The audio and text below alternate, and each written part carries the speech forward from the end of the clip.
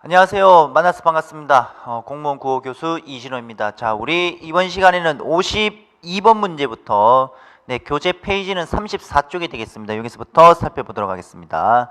자, 52번에서 54번까지 문제를 보게 되면은 R이랑 타령이 이제 되는데, 자, 여기 우선 1년부터 한번 빠르게 살펴보도록 하겠습니다. 자, 우선 문제 유형을 보면은 이 글에 대한 설명을 옳지 않다라든지 말 그대로 표현상의 특징과 관련된 문제 유형이 되겠고, 그 다음에 53번에서는 이 작품을 통해 풍자하고 있는 대상과 관련이 되는 것입니다. 그 다음에 54번 문제는 시상 전개에 대한 방식으로서 여러분들이 이와 관련해서 문제를 좀 파악하시면 되겠습니다. 자, 우선 1년을 보면은 이 씨의 사촌이 되지 말자라는 내용이 나오고 있는데, 자, 여기서 말하고 있는 이 씨라는 것은 고종 황제 쪽으로 생각하시면 되겠고, 그 다음에 이제 바로 밑에 나오고 있는 민씨, 민씨는 고종 황제의 지금으로 치면 이제 아내가 되겠죠. 명성황후가 되겠습니다. 자, 그래서 그런데 중요한 게 이 씨의 사촌이 되지 말고라는 부정이 들어가면서 민씨의 사촌이 되라라는 말이 들어가고 있는데, 자, 이거는 이 민씨가 가지고 있는 이쪽이 가지고 있는 외척이 되겠죠. 외척. 자, 그래서 민씨와 관련된 이 외척의 권세를 풍자하고 있는 것으로서 1, 2행이 대꾸법을 통해서 이루어지고 있습니다. 표현상의 특징이. 자, 그리고 지금 각 연의 마지막 두 행을 보게 되면은 아리랑 아라리오 그리고 아리랑 베티오라 노다 가세라는 내용으로 끝이 나고 있는데, 이와 관련된 내용은 각 연의 마지막에 후령구로 나타나고 있습니다. 후령구로. 다른 부분은 크게 문제가 될 부분이 없는데, 마지막에 나오고 있는 노다 가세라는 부분이 있습니다. 이 노다 가세 같은 경우에는 그 향락적인 태도를 그 향락적인 태도, 이 향락적인 태도이면서 체념적인 태도, 크게 두 가지 정도의 태도가 있다라는 거, 그것만 여러분들이 좀 정리해 두시면 되겠습니다. 자, 그래서 1년과 관련해서는 외척의 권세를 풍자하고 있는 내용이 이어지고 있으면서 2연으로 가도록 하겠습니다. 2연. 자, 2연으로 가면은 남산 밑에다 장춘단을 짓고, 장춘단 같은 경우에 을미사병과 관련해서 충신 열사를 모시고 있는 사당이 되겠습니다. 사당. 자, 그런데 이제 이행을 보게 되면은 군악대 장단에 맞춰서 받들어 총만한다라는 내용이 나오고 있는데, 이것은 신식군대에 대한 비판이 되겠습니다. 신식군대다라고 하게 되면은 무기도 조금 더 나은 성능을 지니고 있는 무기를 가지고 있다든지 뭔가 조금 발전된 모습을 보여야 되는데, 무기는 예전보다 조금, 그러니까 구식보다 신식으로 좀 발전이 됐지만은 거기서 지금 행태 자체는 크게 변함이 없다는 얘기가 되겠죠. 그래서 신식 군대로 바뀌었어도 구식 군대와 관련된 이런 제식 훈련에만 하고 있는 이와 관련된 군대에 대해서 풍자 비판하고 있는 내용이 되겠습니다. 그리고 사면으로 가게 되면은 그 정거장을 짓고 그리고 전기차 오기만 기다린다라고 나오고 있는데, 이 정거장과 전기차 같은 경우에 문명 개화가 되겠습니다. 근데 이런 문명 개화가 사실 많은 백성들에게 도움이 되고 있는 문명 개화로 가야 되는데 쓸데없는 문명 개화로 가고 있는 내용이 되겠죠. 그래서 우리 민족의 삶과는 동떨어진 그와 동떨어진 개화 문물에 대한 비판이 되겠습니다.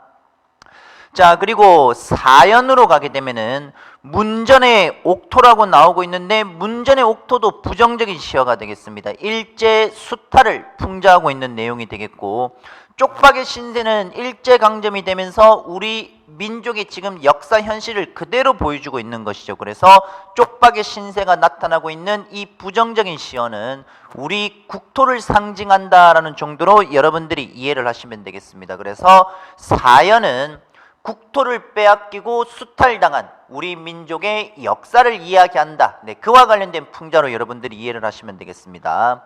5연도 역시 마찬가지 밭은 헐리다라고 나오고 있는데, 이거는 희생으로 여러분들이 좀 생각하시면 되겠습니다. 그래서 밭은 헐려서 새로운 길이 지금 나타나고 있겠고, 집은 헐려서 정거장되고 있네라고 나오고 있는데, 마지막 5연에서 말을 하고 있는 것은 개화, 이 개화로 인한 수탈, 우리 민중들이 수탈받고 있는 상황으로 여러분들이 이해를 하시면 되겠습니다. 자, 그래서 지금 내용으로 우리가 정리를 하면은 전반적으로 백성들이 있는데 이런 백성들은 힘이 없는 백성들이 되겠고, 그리고 이런 힘이 없는 백성들은 계속해서 당하고 있는, 희생당하는 존재로 나오고 있습니다. 그리고 1년에서는 왕실이 나오고 있는데, 자, 이런 왕실 자체가 크게 힘이 없는 것으로 지금 내용상 전개가 되고 있습니다.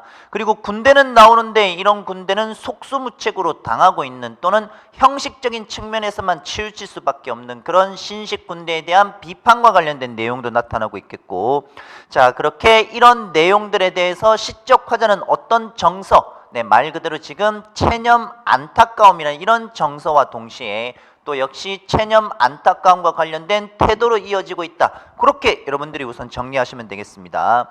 그 52번 문제가 표현상의 특징과 관련된 내용이 되는데, 자, 이런 표현상의 특징을 보면은 우선 첫 번째는 음보는 3음보가 되겠죠. 거기 보면은 이씨의 1음보, 그리고 사촌이 2음보가 되겠고, 그리고 되지 말고 3음보가 되겠습니다. 그래서 음보는 크게 3음보를 바탕으로 해서 이행으로, 각 연이 이행으로 구성이 되고 있으면서 동시에 후렴구가 나오고 있는 것으로 여러분들이 정리를 하시면 되겠습니다.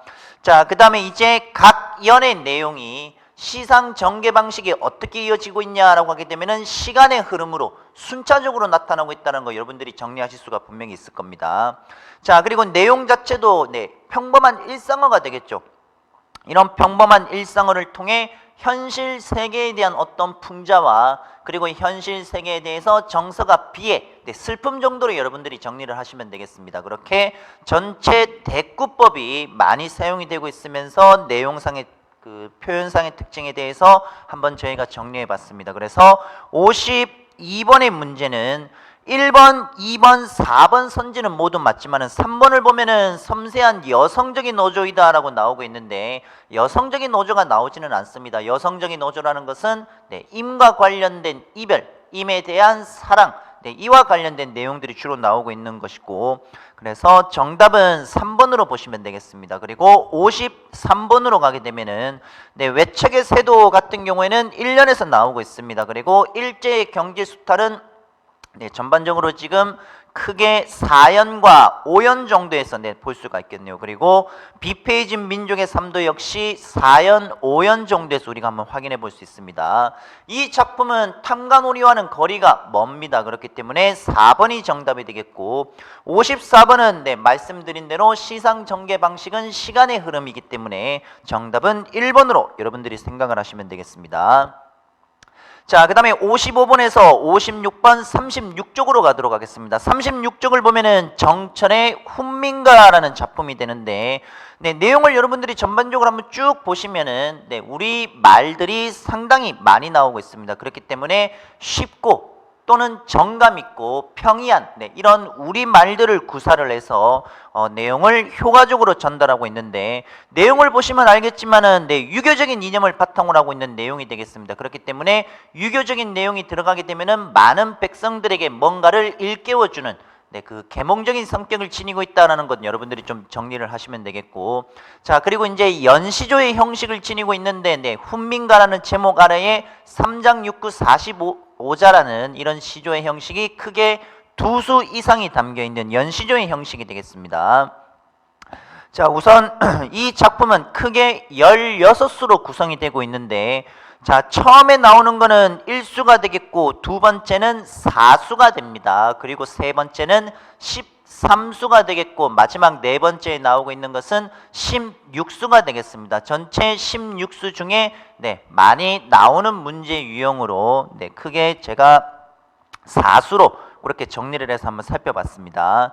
자, 우선 내용을 보면은 우선 첫 번째 수에 나오고 있는 것은 부생모육을 주제로 잡고 있는 내용인데, 아버지께서는 날 낳으시고 어머니는 날 기르시다라는 딱 보니까 전체 주제는 효로 잡을 수가 있겠죠. 그래서 부모님이 아니었으면 내 몸이 어떻게 생겨났겠는가라고 해서 부모님이 아니었으면 내가 없다라는 내용이 이어지면서 마지막 종장을 보면은 하늘같이 끝없는, 그리고 은덕을 어찌하여 갚을까라는 것으로서 첫 번째 수는 부모에 대한 효를 주제로 하고 있다. 그렇게 정리하시면 되겠습니다. 그리고 두 번째로 바로 밑으로 내려가겠습니다. 자, 이번에는 부모님이 살아계실 때 섬길 일을 다 하여라라는 내용이 이어지고 있으면서 부모님이 돌아가시고 난 뒤에 서럽다라고 하며 슬퍼해야 소용없다는 내용이 되겠죠. 두 번째에서 우리가 좀 잘 나오고 있는 것은 한자성어와 관련이 되는데 풍수지탄이 되겠죠. 살아계실 때 잘해야 되고, 그리고 풍수지탄이라는 개념은 이제 그 부모님이 이제 돌아가시고 난 뒤에 뭐 슬퍼한다는 정도로 여러분들이 사자성어를 정리하시면 되겠습니다. 자, 그다음에 이제 바로 밑으로 내려가게 되면은 이번에 나오고 있는 것은 오늘도 날 새겠다 호미 메고 나가자라는 내용이 나오고 있고, 내 논을 다 매면은 너의 논도 도와준다라는 것으로서 그 세 번째 수에서 가지고 있는 주제는 상부상조의 정신이 되겠습니다. 그래서 오는 길에 뽕 따다가 누에 먹여 보자꾸나라고 해서, 자, 그런데 이번 수에서 중요한 것은 마지막 종결어미를 한번 보도록 하십시오. 그 종결어미를 보게 되면은 가자꾸나 또는 보자꾸나라는 이런 청유형의 표현을 통해서 이런 어떤 뭐 농사에 힘쓰자라는 부분에 대해서 계몽적인 성격을 지니고 있습니다. 자, 그 다음에 이제 마지막 네 번째에 나오고 있는 16수는 이고진 저 늙으니, 그러니까 말 그대로 지금 늙으신 분이 짐을 지고 있으니까 그것을 나에게 달라, 어른에 대한 공경을 가지고 있는 내용이 되겠습니다.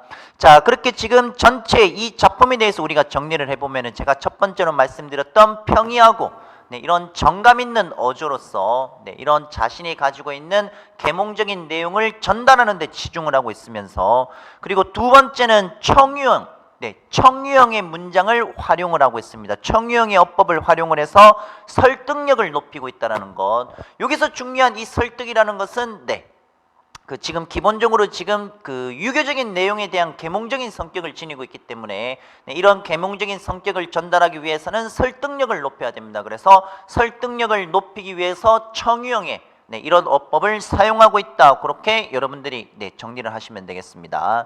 딱 봐도 지금 각 수는 분명히 주제가 나뉘어져 있습니다. 주제가 개별적, 독립적으로 이루어지고 있다. 이런 것들도 여러분들이 정리를 하시면서 보시면 되겠습니다. 그래서 55번 문제의 정답은 당연히 계몽적이 되겠죠. 2번이 정답이 되겠습니다.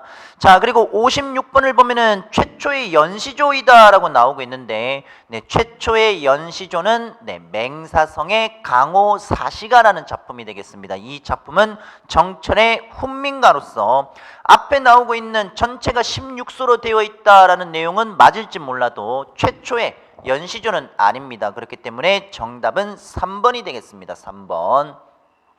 자, 그 다음에 37쪽에 57번에서 58번으로 가도록 하겠습니다. 윤선도의 오우가라는 작품이 되겠습니다.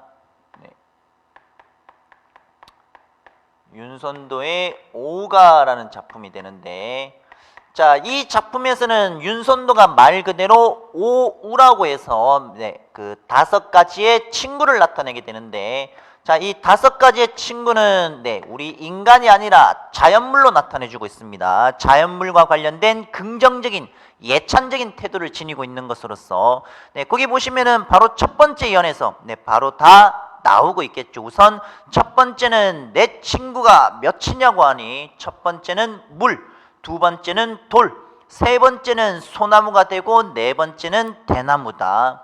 동산에 달이 뜨다, 달이 5번째 친구라고 생각하시면 되겠습니다. 그래서 이 5가지의 자연물과 관련해서 여러분들이 우선 정리를 해둬야 되겠고, 자, 그 다음에 이제 바로 밑에 두 번째 수로 가게 되면은 구름이 나오고 있는데 여러분들 구름, 그리고 바로 밑에를 보면은 바람이 나오고 있습니다. 구름과 바람 같은 경우에는 여러분들 둘 다 세모해 주시면 되겠습니다. 세모. 이 구름과 바람 같은 경우는 여기서 지금 가지고 있는 것은 쉽게 변하는 것으로 쉽게 변하는 것으로 여러분들이 정리를 하시면 되겠습니다. 그래서 구름빛이 깨끗하다고 하나 검기를 자주 한다라고 나오고 있죠. 이 말은 잘 변하는 구름이 되겠습니다. 그래서 시적 화자가 바라보고 있는 시연은 부정적인 의미를 지니고 있는 것이고, 바람도 역시 마찬가지가 되겠습니다. 바람 소리가 막다 하나 그칠 적이 많구나라고 해서 바람이 이렇게 불었다가 그치는, 역시 바람도 변하는 속성으로 나타나고 있으면서, 좋고도 그칠 리 없기는 물뿐인가, 그러면은 바람 구름과 대조가 되고 있는 대상은 당연히 물이 되겠죠. 그래서 물이 지니고 있는 긍정적인 이런 긍정적인 속성을 이야기해 주고 있는 것이 이번 수가 되겠습니다. 자, 그 다음에 이제 바로 세 번째 수로 내려가게 되면은 꽃도 나오고 있는데, 꽃도 역시 마찬가지죠. 네, 여기 나오고 있는 꽃도 역시 부정이 되겠습니다. 그 다음에 바로 밑에 나오고 있는 풀이 나오고 있는데, 풀도 여러분들 부정적인 시호로 정리해 주시면 되겠습니다. 부정. 자, 그 세 번째 수를 보면은 꽃은 무슨 일로 피면서 쉽게 지느냐. 꽃이 변하고 있는, 피고 지는, 변하는 속성. 그리고 풀이 있는데 이 풀이 푸르면서도 누렇다라고 나오고 있는 것으로 보아 풀이 가지고 있는 속성도 쉽게 변하는 것으로 나타나고 있겠죠. 자, 하지만은 바로 밑에 바위를 보게 되면은, 여기 나오고 있는 바위를 보게 되면은, 바위는 역시 변하지 않는 속성으로 나오고 있으면서 이 물과 바위가 가지고 있는 긍정적인 화자의 예찬적인 태도를 볼 수 있겠으며, 이와 대비가 되는 이런 부정 시어들, 이렇게 여러분들이 정리를 하시면 되겠습니다. 자, 그 다음에 이제 마지막에 나오고 있는 것은, 작은 것이 높이 떠서 만물을 다 비추니 밤중에 광명이 너만 하니 또 있겠는가. 보고도 말이 없으니 내 친구인가 하노라 라고 해서 마지막 친구 달에 대한 예찬이 나오고 있는 것으로 정리하시면 되겠습니다. 그래서 오후가에서 이 5가지 자연물이 지니고 있는 첫 번째 특성은 불변성이 되겠죠. 불변성. 그리고 두 번째 특성은 영원성이 되겠고, 영원성. 그리고 세 번째는 시적 화자에게 있어서 특수성을 지니고 있다라고 여러분들이 정리를 하시면 되겠습니다. 자, 57번 문제는 3번이 정답이 되겠습니다. 3번. 그 문답법을 활용하고 있다. 그리고 우리말의 아름다움을 잘 살리고 있다. 네 번째, 자연물을 통해서 추상적인 관념을 이야기하고자 있다. 뭐 이런 내용들은 다 맞지만은 생물적인 것보다 무생물의 무게를 두고 있다라고 나오고 있는데, 이와 관련된 내용은 없습니다. 기본적으로 뭐 무생물이라고 해서 뭐 조건 뭐 그런 걸 나타내는 것이 아니라, 자연물은 자연물인데 변하지 않는 이런 자연물에 대해서 긍정적으로 예찬하고 있을 뿐이지, 뭐 생물과 무생물을 딱 이분법으로 나누어서 무생물의 무게를 두고 있다, 그런 내용은 아닙니다. 그래서 정답 3번이 되겠습니다. 3번. 자, 그 다음에 58번 문제로 가게 되면은, 자, 오후가에서 드러나고 있는 자연관을 통해 한국 문학의 특질에 대한 이야기 중 옳지 않은 것은, 정답은 2번이 되겠죠.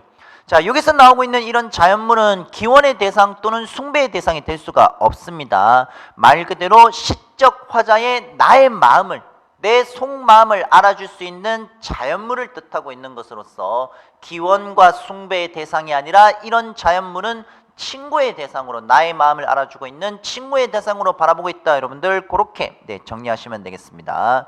자, 그 다음에 59에서 60번 문제로 가도록 하겠습니다.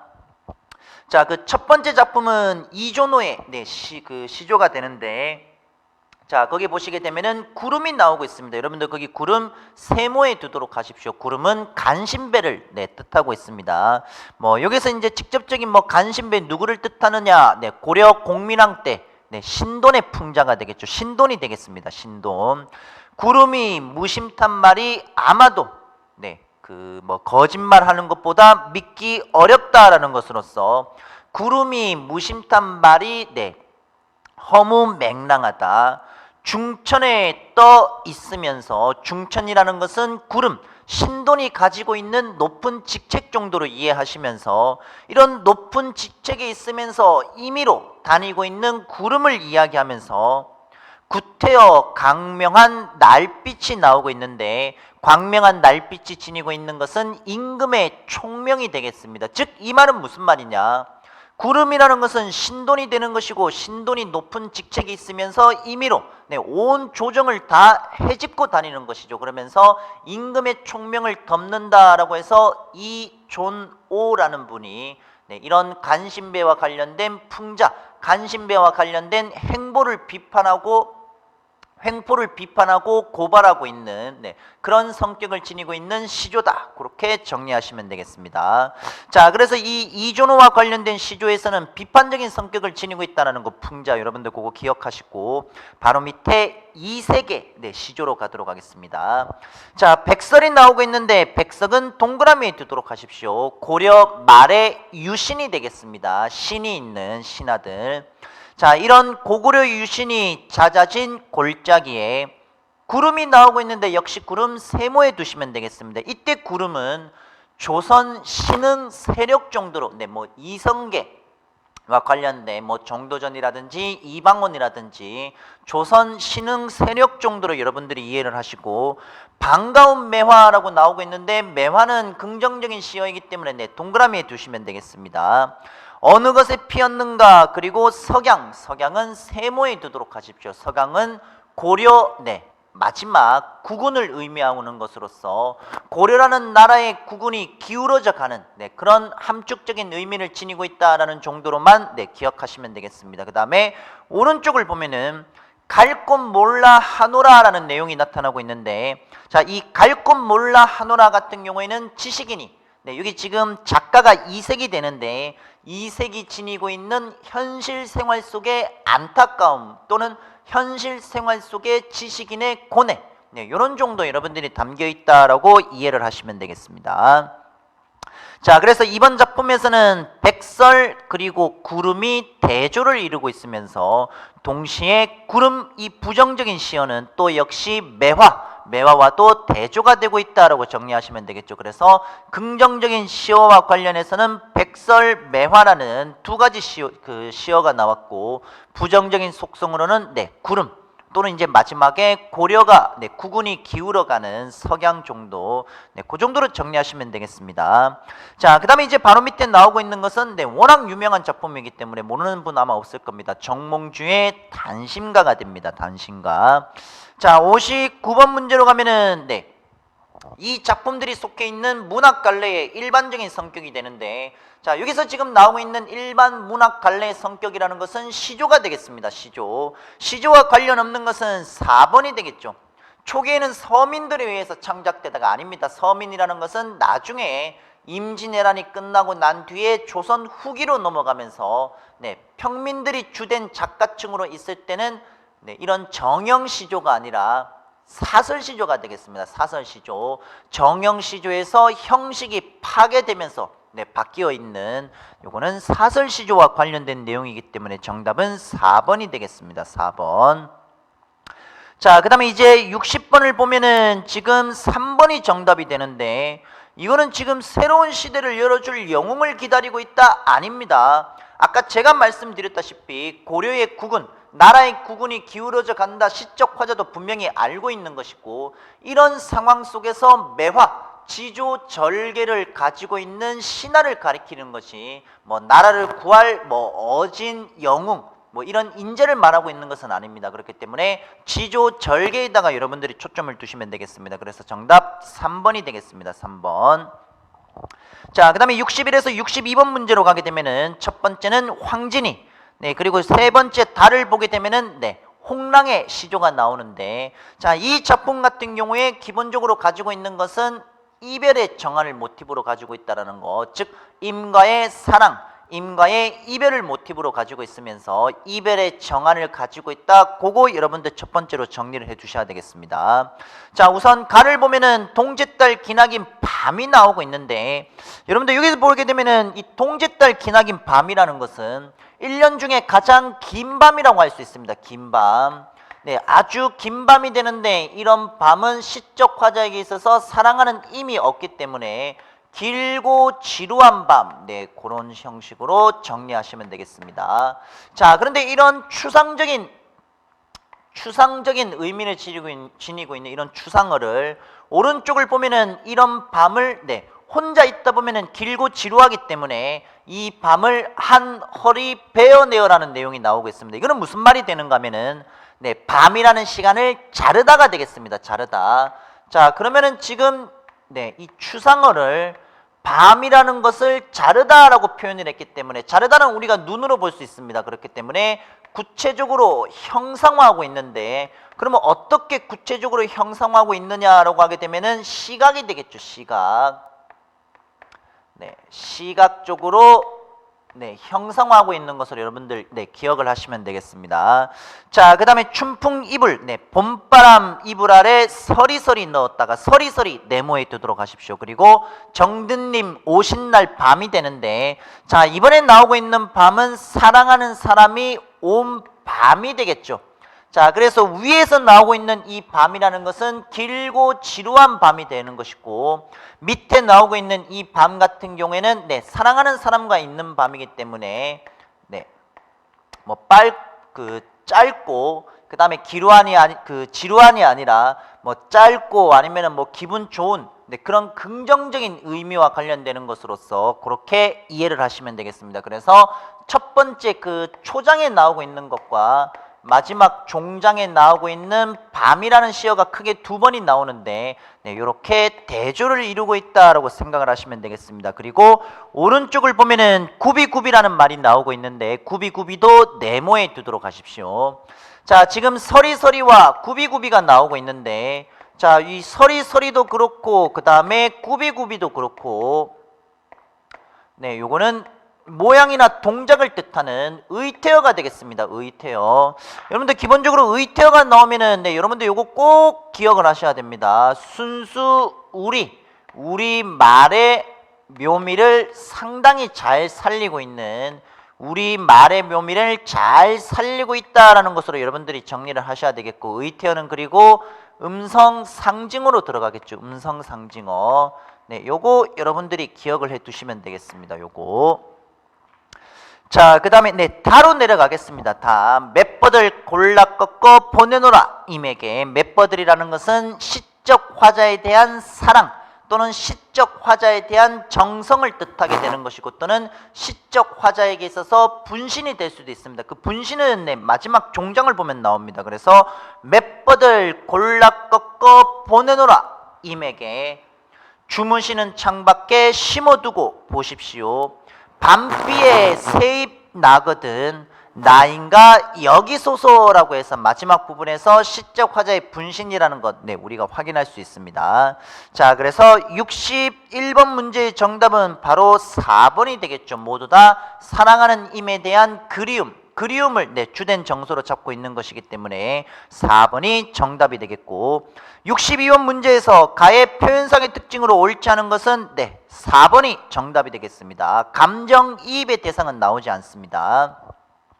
자, 그 다음에 63번으로 가면은 이황의 도산 12곡이 되는데, 간단하게 내용을 보게 되면은 고인이 나오고 있는데, 고인은 옛 성현이 되겠습니다. 옛 성현. 옛 성현도 날 못 보고 나도 옛 성현을 못 배. 옛 선형을 못 배워도 여정길이 나오고 있는데, 여정길은 학문 수양의 길이 되겠습니다. 자, 그래서 학문 수양의 길 앞에 있네. 학문 수양 길 앞에 있는데 나도 안 가고 어찌 갈까라고 나오겠죠. 이 말은 무슨 말이냐? 예전에 이제 유명한 이런 공부 열심히 하셨던 그런 학문 수양의 길, 먼저 가셨던 그런 학문 수양의 길을 가셨던 이런 옛 성현들을 따라 나도 열심히 학문 수양을 열심히 공부하겠다라는 그런 다짐을 가지고 있는 것으로서 정답은 4번이 되겠죠. 거기. 자, 그 다음에 64번 문제로 가게 되면은 선지 1번과 2번과 4번을 보게 되면은 요거는 이제 동해에서 떠오르는 해를 의미합니다. 해를 의미하지만은 디귿에 나오고 있는 항아리 같고 똑같다라는 것은 해 주변에 있는 붉은 기운을 지규법을 통해서 보여주고 있는 비유가 되겠습니다. 그래서 다 똑같은 비유라 할지라도 1번, 2번, 4번은 해를 뜻하는 것이고 3번 선지만 해 주변의 기운 정도로 여러분들이 생각하시면 되겠습니다. 그래서 지시하는 대상이 다른 것은 3번이 되겠습니다. 3번.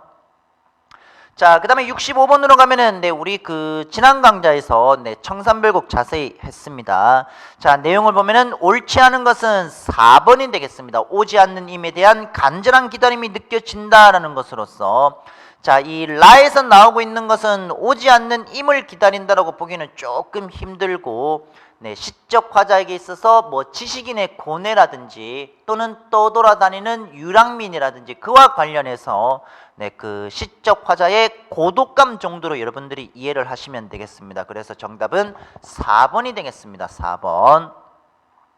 자, 그 다음에 66번으로 가게 되면은 네, 정약용의 보리타작이라는 내용이 되겠습니다. 정약용의 보리타작. 자, 전반적으로 내용을 보게 되면은 농민들의 생활이 굉장히 많이 나오고 있습니다. 농민들의 생활이 굉장히 많이 나오고 있으면서 동시에 농사와 관련된 소재들도 많이 나오고 있는데, 자, 기본적으로 지금 농사와 관련된 소재들은 첫 번째 행을 보게 되면은 네, 뭐 막걸리, 농민의 생활이라든지 또는 농사와 관련된 소재, 첫 번째 행에서는 막걸리가 나오고 있고 두 번째 행에서는 보리밥이 나오고 있습니다. 그리고 세 번째 행으로 가게 되면은 도리깨가 나타나고 있는데, 이런 내용들은 농민들의 생활을 뜻한다라든지 또는 농촌 생활과 관련된, 농촌과 관련된 네, 소재 정도로 여러분들이 이해를 하시면 되겠습니다. 그래서 새로 걸은 막걸리는 젖빛처럼 뿌였다라는 것은 비유, 네, 직유법과 시각적인 심상으로 보이고 있습니다. 자, 그리고 큰 사발에 보리밥이 나오고 있고 높기가 한자로세, 역시 시각적인 심상과 높기가 한자다라는 것은 과장법이 되겠죠. 과장법. 자, 그리고 나서 밥 먹자마자 도리끼를 잡고 마당에서 이제 일을 하고 있는 농민들이 나오고 있습니다. 그런데 주된 지금 시상 전개 방식을 보게 되면은 시각적 심상이 이제 주된 심상으로서 내용이 쭉 이어지고 있습니다. 내용을 보면은 농민들이 농사를 하고 있는데 아주 긍정적이고 아주 건강한 모습이 나타나고 있다는 거, 네, 이와 관련해서 여러분들이 정리를 하시면 되겠고, 바로 밑을 보면은 하나, 둘, 셋, 넷, 다섯 번째 줄이 되겠죠. 거기 보면은 옹해야라는 내용이 나오고 있는데, 네, 이런 옹해야 같은 경우에는 네, 노동과 관련된 노래이기 때문에 노동요 정도로 여러분들이 좀 생각하시면 되겠습니다. 자, 그렇게 뭐 삽시간에 놀입 그 볼이 나닷 온 마당에 가득하네, 노동에 대한 결과가 되는 것이고, 그러다가 여러분들 마지막 두 행을 보도록 합시다. 낙원은 동그라미에 두시면 되겠습니다. 낙원은 즐거움이 되는데 즐거움이 먼 곳에 있는 것이 아닌데 무엇하러 벼슬길은 세모에 두도록 하십시오. 세속적인 욕망에 해당하는 것으로서 낙원과 벼슬길은 긍정과 부정 대조가 되는 것이겠죠. 그래서 마지막 시적 화자는 뭐라고 얘기를 하는가 하면은, 이런 농민들의 건강하고 긍정적인 속성을 통해서 나는 왜 현실, 즉 세속적인 욕망 그 벼슬길에 헤매고 있었다라는 시적 화자 나름대로 깨달음, 네, 그 깨달음을 얘기해 주고 있는 것으로 보시면 되겠습니다. 그래서 정답은 3번이 되겠네요. 3번. 자, 그 다음에 67번으로 가도록 하겠습니다. 네, 송민국도 저희가 한번 자세히 한번 살펴봤는 내용이 되겠죠. 정답은 네, 3번이 되겠습니다. 그 다음에 68번으로 가면은 이 작품에 나타나고 있는 시적 화자의 태도로 가장 적절한 것은 뭐가 되느냐? 당연히 임. 이때 임을 임금이라고 우리가 가정을 했었을 때 임금에 대한 그리움을 가지고 있습니다. 그렇기 때문에 대상에 대한 강한 그리움을 지니고 있는 것이 네, 바로 이 작품의 핵심이 되겠습니다. 자, 그렇게 우리 여기까지 고전 운문을 네, 한번 살펴봤고, 네, 다음 강좌에서는 고전 산문과 관련해서 같이 함께 정리해 보도록 하겠습니다. 네. 이번 강좌 시청해 주신다고 고생 많으셨습니다. 다음 강좌는 산문 유형을 나갈 거기 때문에 69쪽에서부터 내용 한 20문제 정도 이상 좀 문제를 미리 푸셨다가 한번 제목을 통해서 몇 번까지 나오는지 한번 확인하시고 시청하시면 되겠습니다. 고생하셨습니다.